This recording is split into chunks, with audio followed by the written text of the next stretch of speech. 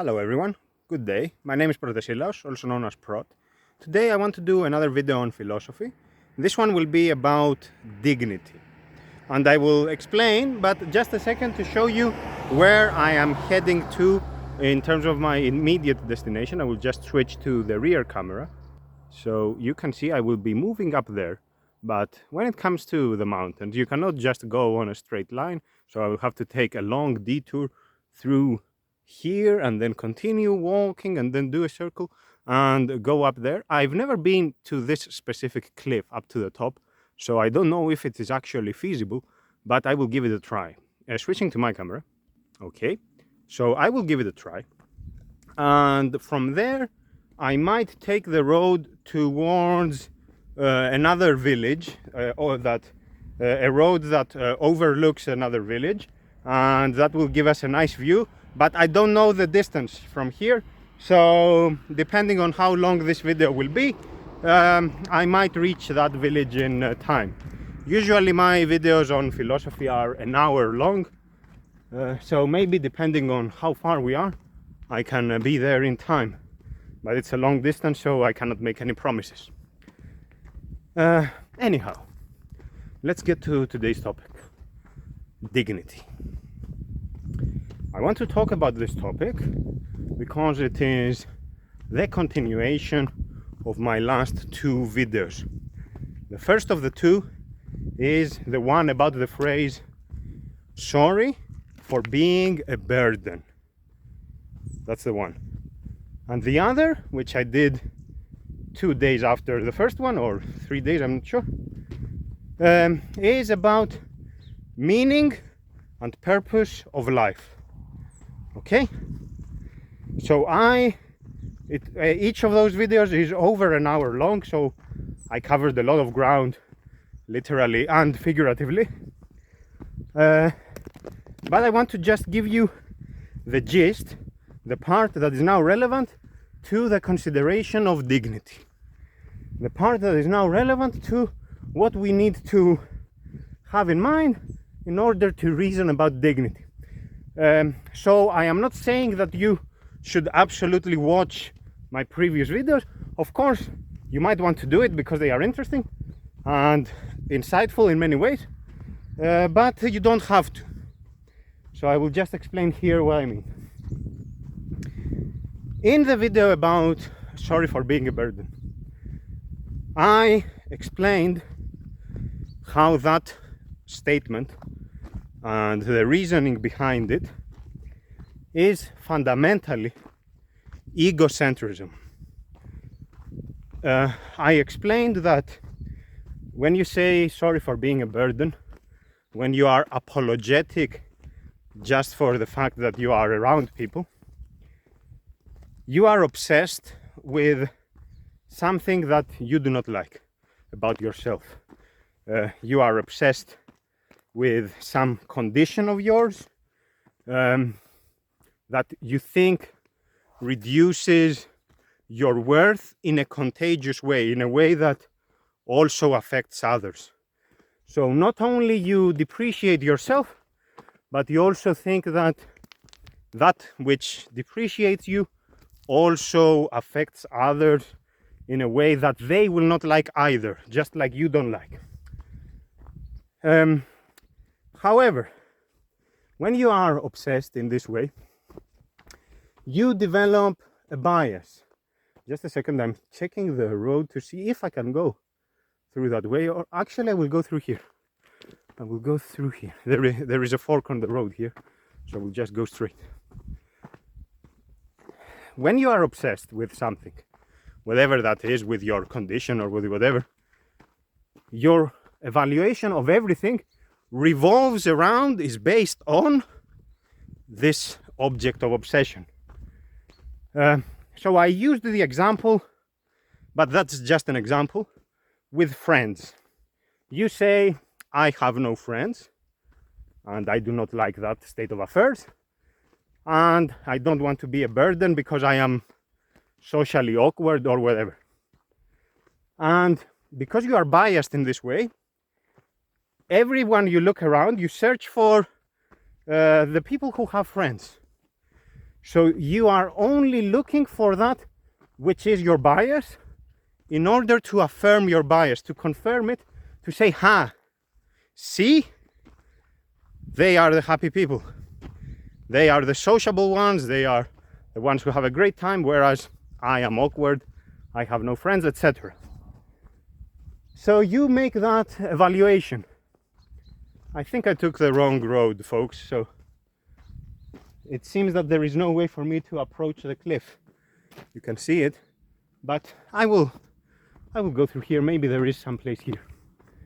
Otherwise, we will see. So the point is that you are judging everybody on the basis of your bias. Your sole criterion is this, which you are obsessed with. And in doing so, you do not recognize in other people their fully fledged humanity. You do not recognize that others can suffer as well, maybe in ways that are not like yours, but in ways that still feels bad for them. So it doesn't matter if they suffer something completely different than what you suffer. What matters is that they too, in their capacity as fully fledged human beings, can experience what you as a fully fledged human being is experiencing, okay? So your bias prevents you from making this reasonable assessment, because you only judge on the basis of, you are sociable, so you are having a great time. Okay, so you are simplistic in this way. So you are biased and you are judgmental in this way, even though you don't want to be judgmental for the sake of being a nag or a bully. You do it as a consequence of your obsession, so it's not really that you are a bad person. And the third component to this, which I explained, is that you rationalize this as you wanting to do good. So when you say, by the way, I'm climbing a very steep slope here. So when you say, I don't want to be a burden, you rationalize it as saying, I want to help you. I care about your wellness, and I don't want to be a burden in order not to contaminate you, as it were, with my negativity. Not to contaminate you, not to infect you with this which is bad for me. I don't want it to be bad for you as well. So this is the idea. So we have, because of this, we have the egocentrism, which is that you think that you are special in so far as suffering is concerned. You think that you are special in your agony. You think that you, by the way, quite a fantastic view behind me, but let's continue. You think that you are special in suffering. You think that I suffer because you are biased. I suffer, others are having a great time. So you think that you are special in that regard, you are unique. And you rationalize this as, but I am a great person because I am using this for good. I will not harm others because I care about them, etc. So I explained that this is not true altruism, because you are loathing yourself and are explaining it away as me loving others. But the love for others does not require and does not necessitate hatred of self. To loathe yourself at the expense of others, as it were, is not altruism at all. It simply is an upside down way of hating people, of being a misanthrope. Anthropos and anthrop, this word in English, means human in Greek. So misanthrope means a hater of humans. Again, quite a fantastic view, right? Wow, this is absolutely amazing, folks. Local time must be 6:30 now, I think. Today is the 4th of November, maybe. It's a Thursday, so you have to check what is November. It's Thursday 2022, so I think it's the 4th, but you have to check. So you are a misanthrope fundamentally, even though you think you are doing good. So in your conscience you are doing something right, and I explained that this is noble, this is fine, but you are taking it to the extreme of loathing yourself and superficially loving others, and this extreme ends up, when you continue with it, ends up in this twisted way being misanthropy, being you actually not loving anyone anymore. So this was the gist of what I explained. Of course, it's 1 hour long, there is much more to it, but this is the idea. Okay, so when you say sorry for being a burden, fundamentally you are wrong. This is the idea. Fundamentally you are wrong about yourself, and you are wrong about judging others on the basis of yourself, on the basis of your bias, and you are wrong in thinking that what you are doing is virtuous, that what you are doing is noble. Again, folks, I am amazed by this view, so it's a bit hard to concentrate. I mean, this is absolutely great. This is fantastic. But let's focus. So this is the one part. This is the one part of egocentrism. Egocentrism in this twisted way where you are not a narcissist, you are not boasting about anything, you are not a bully, okay? But in this upside down way, in this perverted way, you are still hating someone, yourself. You are still hating someone, and this will not end well, because if you are hating yourself, if you have the capacity to truly hate a human being, maybe that will be externalized to other human beings as well. So maybe you will reach a point where you don't care about anything. So this self-loathing is generalized as loathing for society, for the world, for whatever. Okay, so this is the one part that I want you to keep in mind. The other part, by the way, let me switch to the camera, because to the rear camera, because this is a steep valley over here, and this valley extends to that village I mentioned. I don't think I can go to that cliff anymore. It's back there. There wasn't a path, and I don't want to, switching to my camera, and I don't want to risk it when I am holding the selfie stick. I don't want to climb cliffs. In general, I am okay with climbing cliffs, but not now. Again, another fork on the road. Shall I take the right or the left? The left is up the mountain, so I will do that. The right is going straight, but I want the difficult path that leads to virtue, or let's just not be pretentious, to the better view. So this is what I want to keep in mind, the first thing. The other thing is what I said about meaning and purpose. And very simply now, to simplify greatly. Meaning is your assessment of experiences in your life. For example, this walk adds meaning to my life. I have this sense of wonder, this sense of awe, and you can see it behind me. I mean, to me, this is absolutely wonderful. I don't have any kind of stress. I don't feel anything bad when I am exposed to this. I think that this is absolutely great. This is a wonder. So this is meaning, okay? And I also talked about purpose and how purpose is not something you should worry about. But now I want you to focus on meaning. Because when we experience the world in a way that to us is meaningful, then we continue living, basically. Then we enjoy our life. Then we want more of it.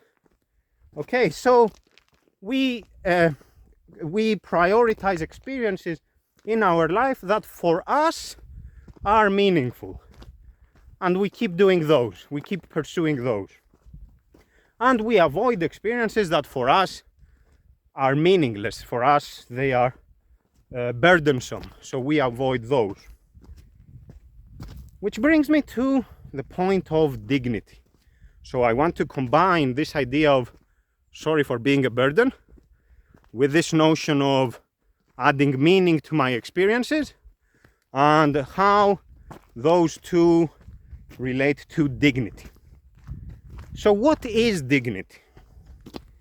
Dignity is the sense of worth in presences. So let's talk about humans now. The inherent worth of a person. So we see someone and we say, okay, in your capacity as a human, you have worth. And this is also enshrined in Article 1, if I am not mistaken right now, Article 1 of the United Nations Universal Declaration of Human Rights.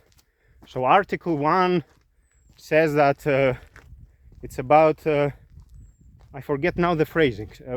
I will not try to quote it because I will forget about the exact phrasing now. But it talks about dignity. It mentions dignity, and it says that we are endowed with reason and conscience. So as humans, your very humanity comes with this right of dignity, with this right of being treated in a way that is dignifying. So in a way that does not undo, that does not detract from your dignity. Dignity is fundamentally a subjective evaluation. Fundamentally, it is about how I think of the combination of meanings in my life and whether those are above a certain threshold.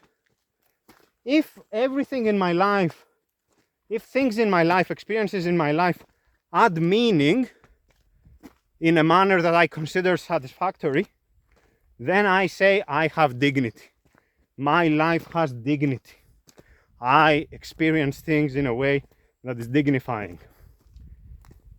But when experiences in your life start being dehumanizing, humiliating, etc., you reach a point where you say, I have no dignity.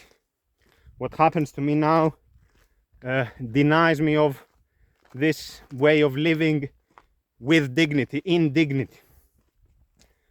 So I think that fundamentally this is a subjective evaluation. So if a human being says that I have no dignity, my life has no dignity, there is nothing that the rest of us can say. If that is what the person truly thinks about their life, again, very steep climb, folks. If that is what the person truly thinks of their life, we have to accept it. We have to say, okay, we accept your assessment. By this I mean that there is no objective measure to say, you have, I don't know, you look pretty, so you have dignity. So you see what I'm saying? You cannot make this simplistic identification. Like if you have X, Y, and Z, thus you have dignity in your life. Let me see, because I think we can now get to from here, there's a path, we can get to the cliff, or we can continue to the village with a great view. So I will do that, and maybe next time I will go to the cliff. Let's move this way, folks.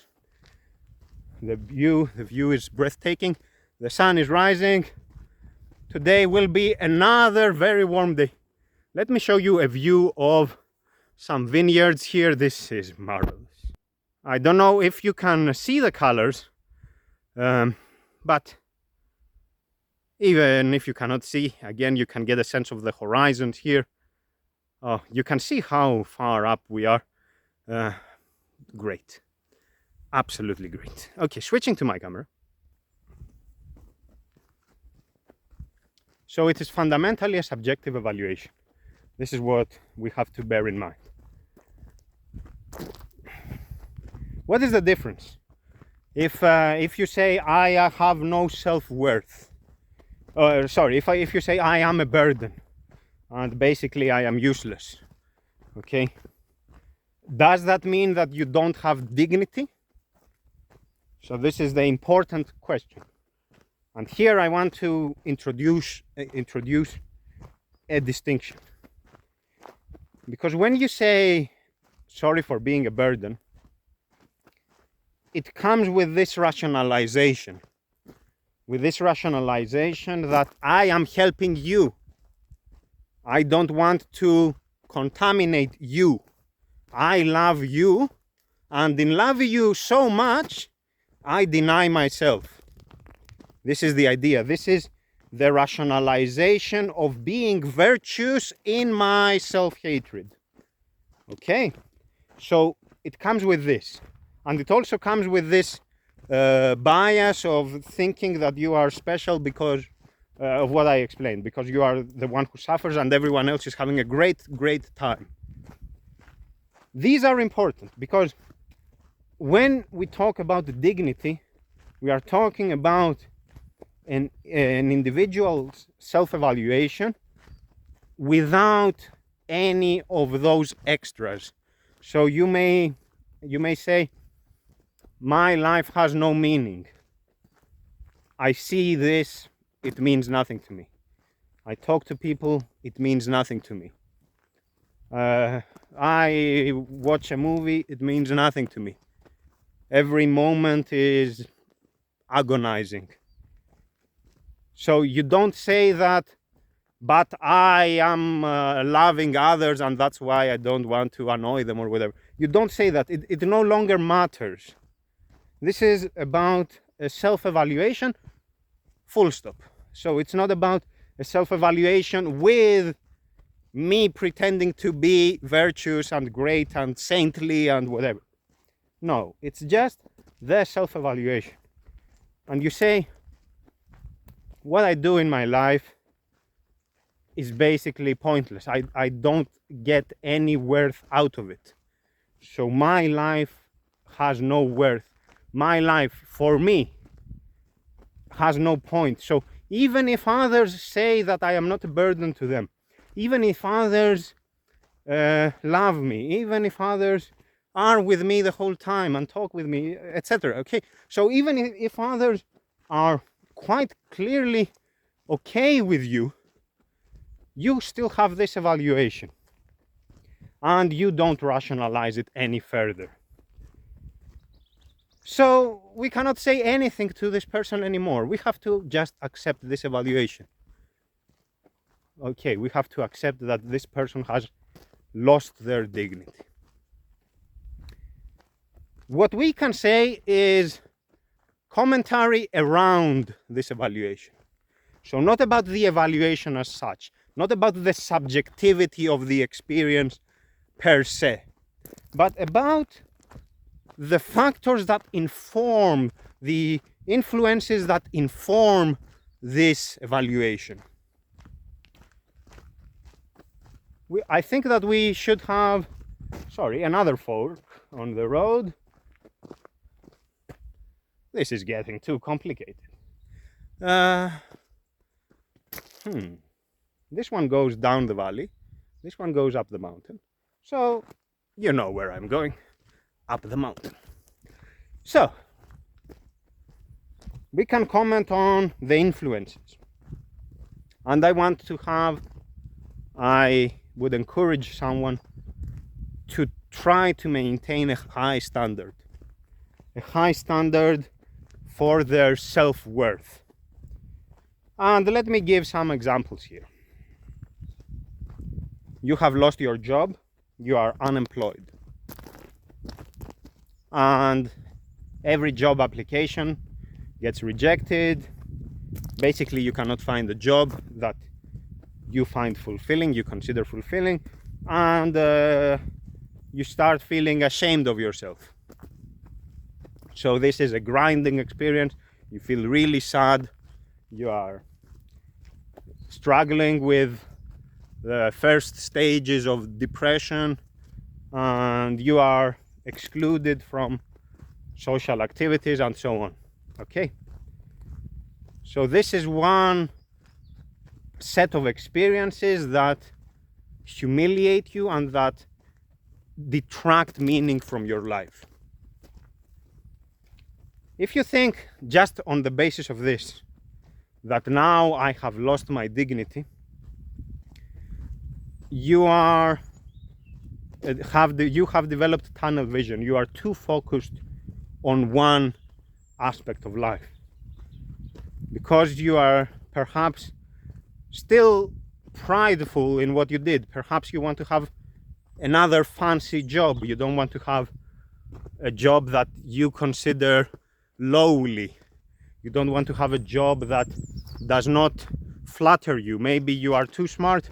You don't want to have a job that is a manual kind of labor, because you think that you should have something more intellectual. So that sort of thing. And you want to have, let's say, a decent, a respectable social standing. You don't want to be treated, judged because of the job you do. So these sort of considerations are influencing you, combined with the intense emotional state you are in. So all these influence you to reach this conclusion that I have lost my dignity.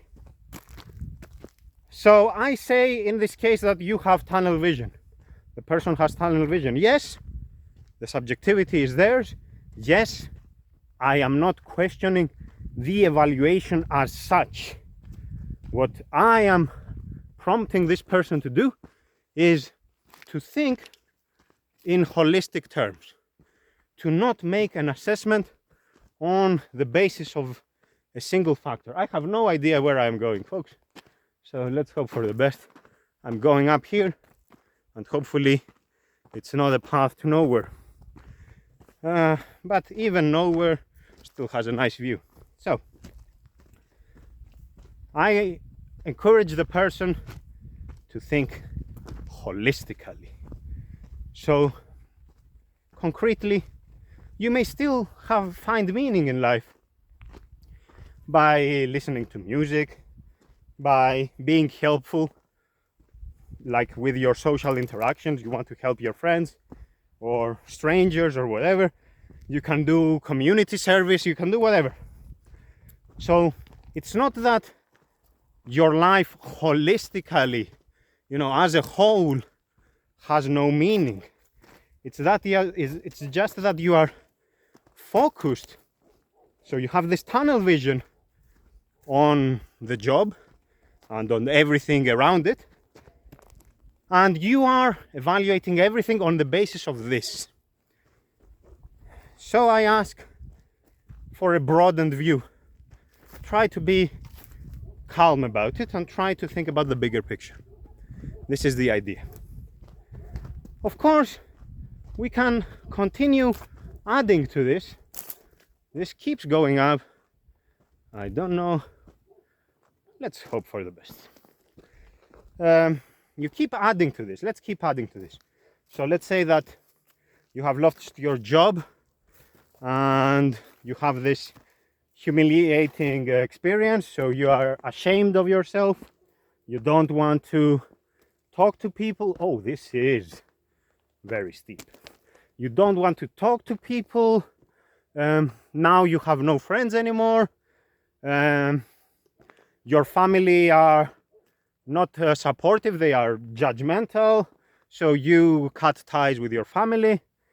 You are in a state where you think everybody hates you, you loathe yourself now, you are ashamed of many things, and this reaches a point where now it's more tricky to make an evaluation, because now many experiences in your life have this effect of detracting from the meaning that you assign to things. So many experiences in your life now are meaningless. So now it's no longer one factor, it's many factors that contribute together to a negative assessment. And where are we, folks? Hopefully this is not a dead end, but I see. Let's see what we can do. Now I'm passing through a vineyard, so I'm passing, this is not a formal path, a real path, but where there is a will, there is a way. And where there is a vineyard, you can expect me to cross it. So there is that. So now, as we keep factoring in all those experiences that detract from one's meaning in life, then yes, we reach a point where we say, okay, what you are saying now makes sense. Now, yes, I understand, and now, yes, I think you are right that you have lost your dignity. So I think there is a balance. So once the person starts having this broadened view, then yes, they have to consider the balance in their life. To which I would add the dynamism of life. To which I would add, again, this high standard. It reaches a cliff, so I have to go back and try to climb this point over here. And then I will go down, descend the mountain from there, and then we can continue to the village. I don't know if I will be there in time, because it is quite some way from here, and I have already been talking for half an hour, so I don't know if that is doable, but we will see. I will show you a nice view in a little bit. So I ask again for a high standard. So there is this balance, yes, but you have to consider the fact that life changes. And if you are just making an evaluation on the basis of the available data, on the basis of what is in effect, you can make the mistake of thinking that you are omniscient, of thinking that you have all the data, and of thinking that you know all the possible states of affairs, when you clearly do not. I just have to climb this. It's not very difficult, but it's steep. So once I do this, you have to be careful, folks, because this is rocky terrain. And yes, this is okay. So I've never been through here, so I have no idea where I'm going, but let's hope for the best. So you have to consider the dynamism of the case. You have to consider the fact that you are not omniscient, that even when everything seems to be doom and gloom, and even if it's not everything, even if it's just on the balance, okay, even if it's like, say, 60% to 40%, 60% bad and 40% okay, even when it's like that, you have to try to be reserved. Try to admit that I don't know everything. Maybe there is some experience that awaits for me in my potential life, but which now is not available, and which that experience will add back meaning to my life. That experience will again be okay.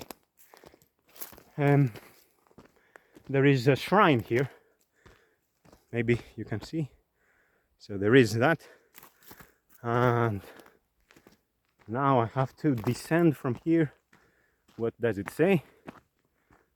Okay, we don't need to know now.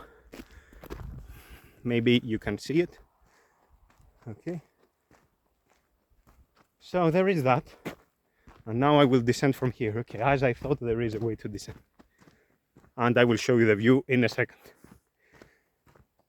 Dynamism. The dynamism of life the fact that you are not omniscient.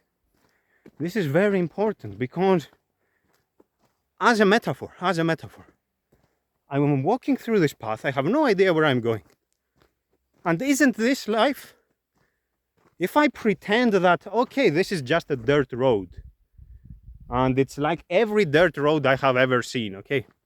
So my experience of this dirt road will be the same as all experiences. So I don't care about the next turn of the road because that will still be the same, okay? But you may reach a point that you didn't expect. You may reach a point, you may take a turn that you thought was leading to more of the same, and it's a whole new world. It's a whole new view, just as a metaphor. So let me switch to the view to actually see what I'm saying. So this is the valley. We cannot see the village from here, so it's still quite some far way off. I will not be able to reach it in time. I think I need more than 30 minutes to be there, so that will not happen. Let me show you the view also from here. So I continue with the rear camera. So it is very important. It is very important to not commit the hubris, not make the mistake, not overestimate yourself, not go above your limits in thinking that you know everything, in thinking that what I am experiencing now is all that can ever be possibly experienced. And because what I am experiencing now is bad, this means that my life henceforth will necessarily be bad, will necessarily be devoid of meaning. So this is what I want you to be careful about. Switching to my camera, folks, so that you can see me. Okay, so let's continue. This is very important. This is very important to bear in mind because basically it is what gives us hope. And hope is not quantifiable. It's not something that you can measure. It's an outlook. It's a disposition. And you basically say, I don't know what the future has in store for me. So it would be a mistake to say that the future will necessarily be bad. Just as it would be a mistake to say that the future will necessarily be good. Okay? But you say, I don't know, and in not knowing, I acknowledge that there is a possibility that the future can be better. There is a possibility. So I will take that chance and see what happens. There are, however, times in life, cases where this dynamism still doesn't change the person's perspective.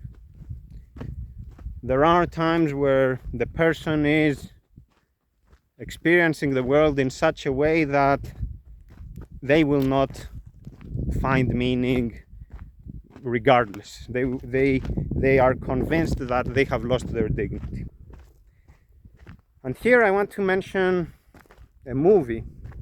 It's a Spanish production called Mar Adentro, and the sea within.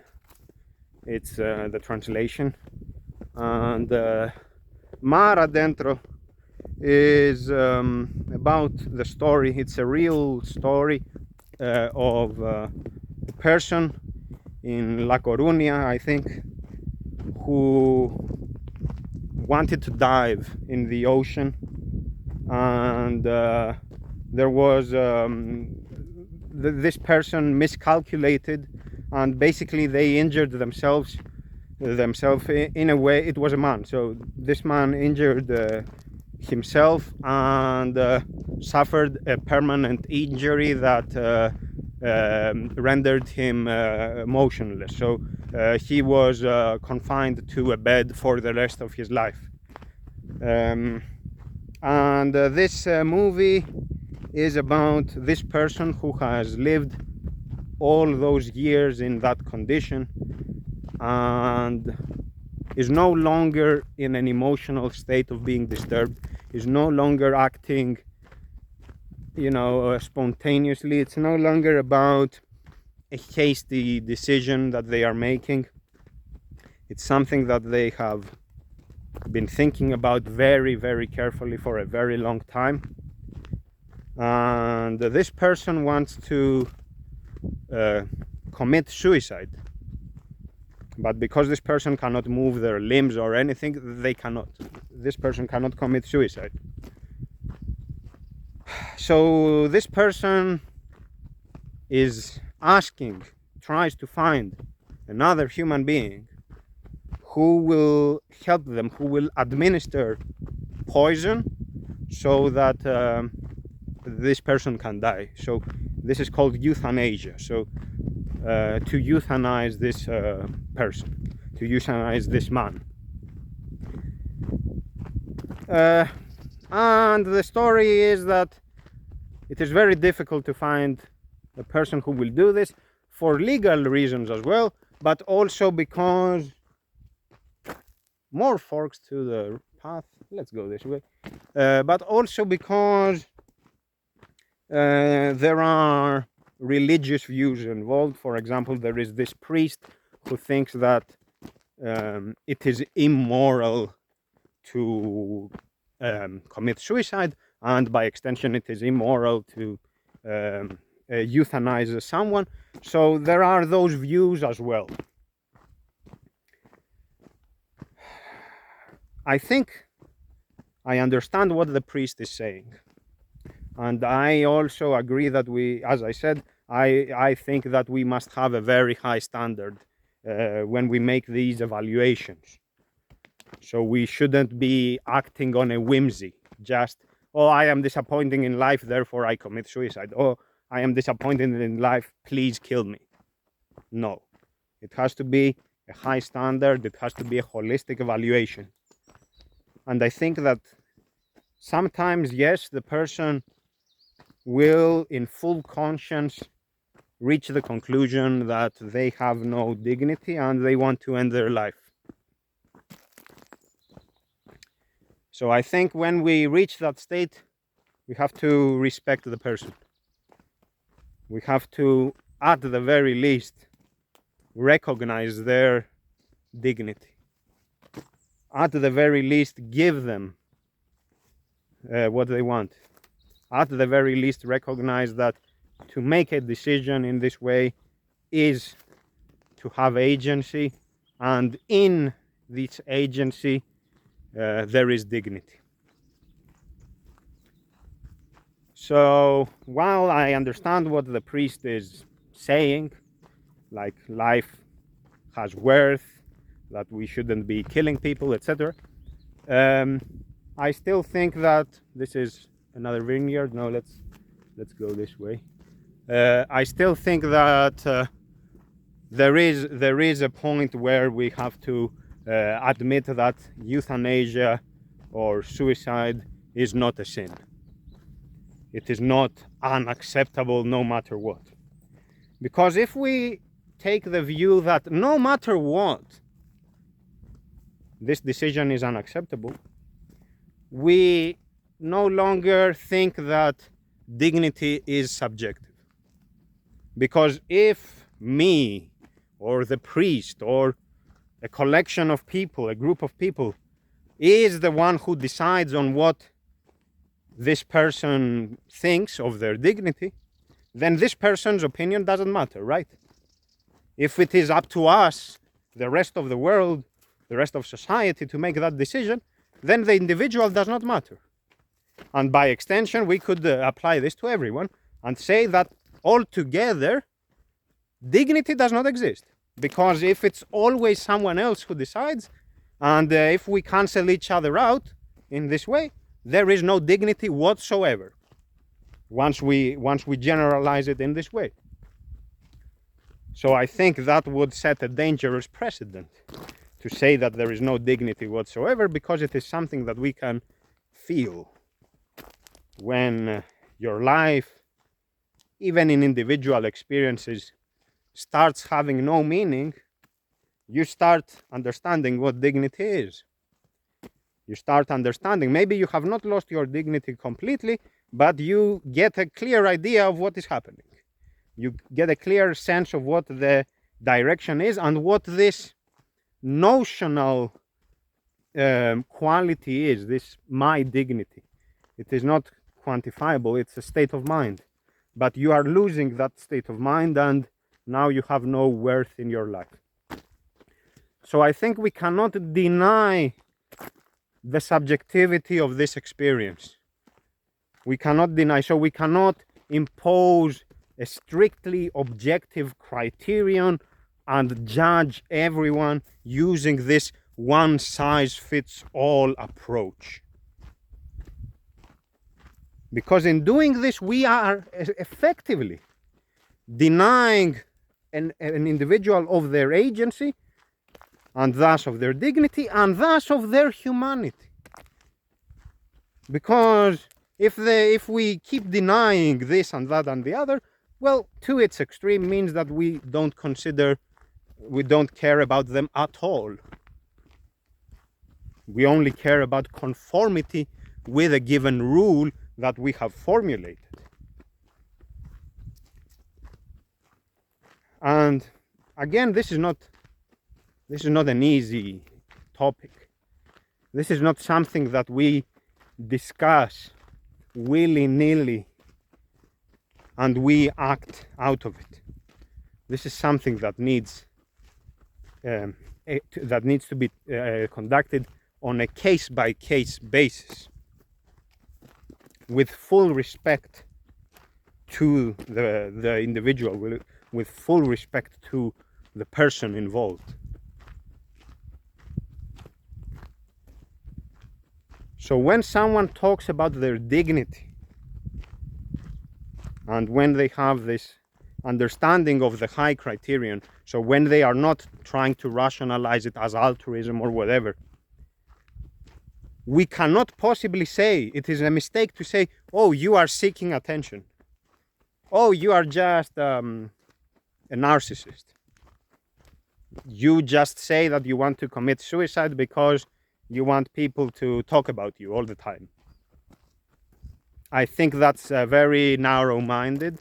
I think that misses the point completely. And when you have that approach, when you are missing the point completely, when you don't understand the person, when you don't see in the person their capacity to assume agency, when you don't see in the person their dignity, you are pushing them towards suicide. Because for them, they are like, okay, I don't understand, nobody understands me. Nobody understands me, my life has no meaning, and if I talk to those people, nothing will change. It will only keep removing meaning from my life. So what's the point? Okay, so this is the idea. We must listen to people. When someone talks about their dignity, we must listen very carefully. Very carefully. This is a very serious matter. This is not about someone wanting attention. This is not about someone having an upside down, a perverted sense of virtue. Basically someone who is confused. Basically someone who has made mistakes, but who, given the right approach, they can rectify those mistakes. No. This is about a person who has an understanding of what is going on. A person who is now very serious about the fact that their life has no meaning.